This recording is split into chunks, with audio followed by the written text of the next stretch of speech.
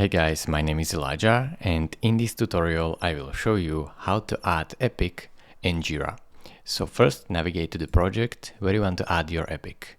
Now click on create button right here. Here select the work type, so in our case it will be epic, and select the project where you want to add it. Here it will automatically add the project that you have opened. So here select the status, so if it's in progress, in review, done, or done after, just select, I will select to do. Now here write your summary, so the summary of your epic, of my epic. And now here write a brief description and simply assign assignees to this epic, then select some labels, and you can select the parent as well.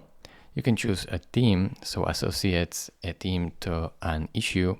You can use this field to search and filter issues by theme. Now here select the due dates, so let's say this will be a due date tomorrow and start date will be today. Now you can add a reporter, so the people that will have to report for this, and select an attachment. Also you can link work items and restrict certain roles from this epic. Now choose a issue color, and if you are done, just simply click on create. So this is how you add an epic in Jira. Thank you for watching.